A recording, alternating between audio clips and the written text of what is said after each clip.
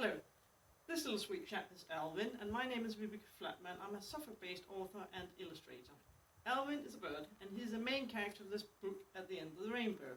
The story is about Alvin, who dreams about a pot of gold at the end of the rainbow, and he then goes out looking for it, and what he finds, well, that's for the reader or the listener to find out.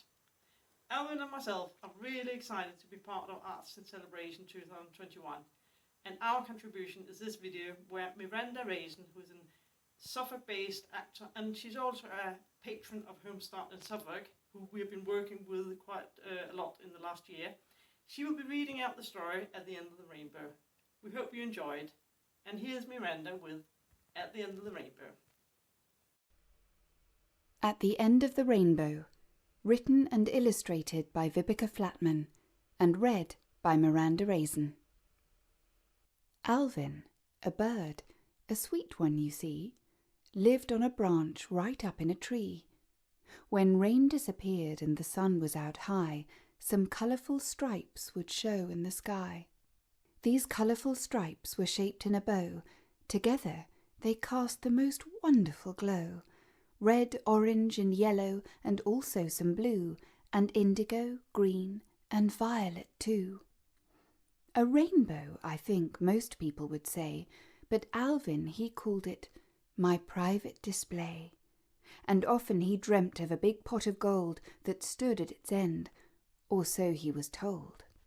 A clear and typical rainbowy day, when Alvin was sitting and dreaming away, he noticed a light looking golden and bright.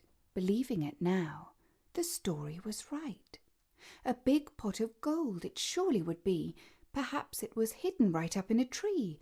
I think I should go and check it all out. I really must know what this is about. He followed the rainbow as far as he could.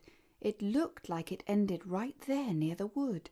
Red, orange and yellow, and also some blue, and indigo, green, and violet too.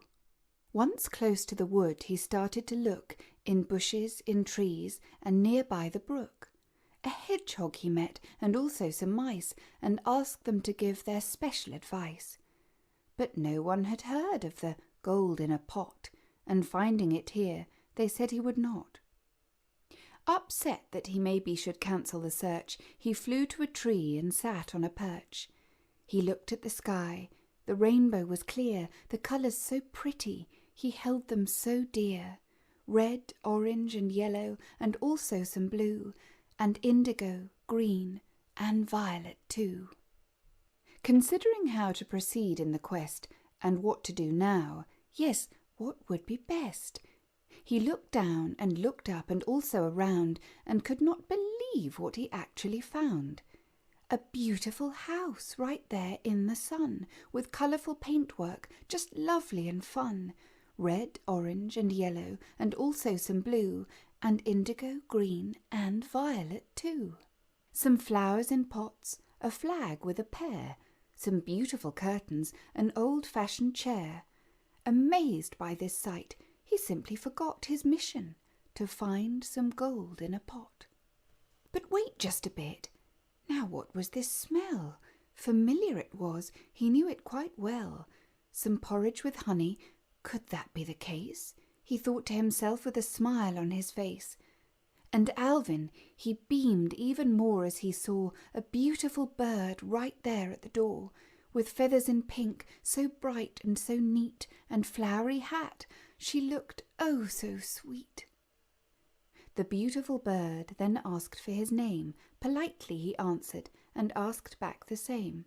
She said she was Alice, and this is my tree, but please do come in and stay here for tea. Inviting him in, they chatted all night.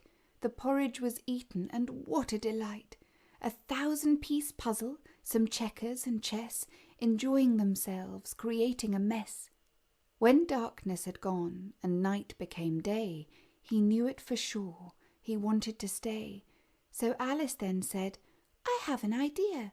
Move into my house and live with me here." So this is how Alvin and Alice they met.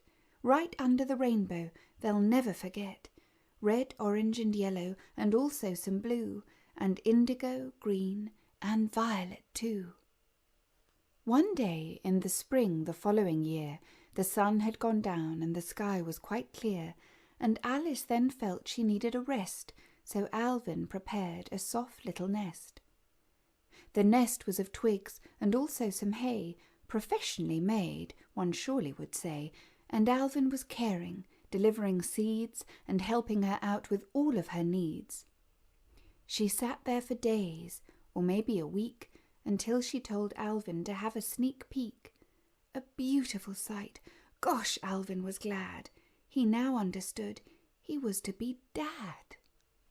A clutch of smooth eggs, yes, 7 in all. They all looked so pretty and shiny and small.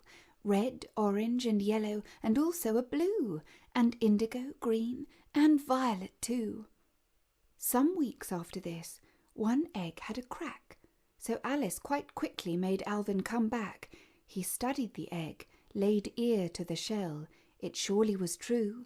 Good news was to tell. And soon after this, a chick broke the egg. The first bit that showed was part of a leg, and shortly a head and also a beak. It made Alvin jump and let out a shriek. It didn't take long, and soon Chick was out. A sweet little guy, confused no doubt. The other small eggs repeated this act. In no time at all, they all had been cracked. With 7 small chicks, their work was cut out. They all needed feeding or else they would shout.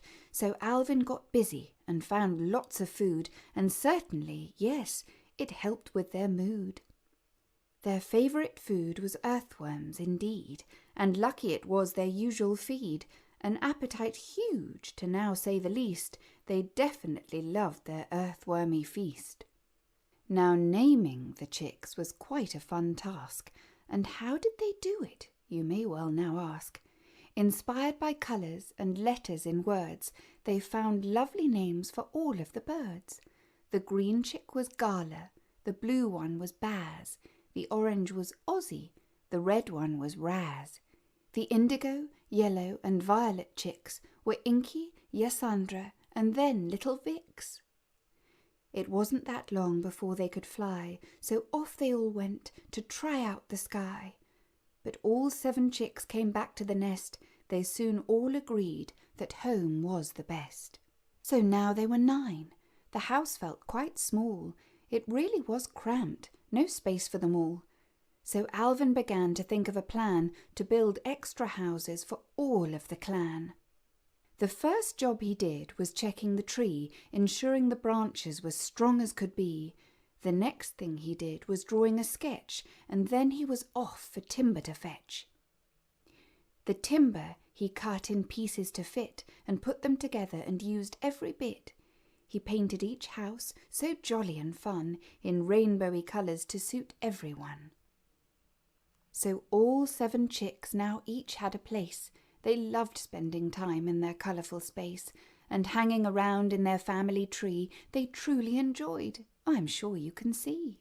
And Alvin was happy. It now seemed so clear, his beautiful chicks, he held them so dear, Yasandra and Inky and Ozzy plus Baz, and last but not least, Vix, Gala and Raz. A pot full of gold he never did find, but Alvin was lucky, so he did not mind. He found something better, his best friend for life, the beautiful Alice, who now was his wife. At the End of the Rainbow, written and illustrated by Vibeke Flatman, and read by Miranda Raison.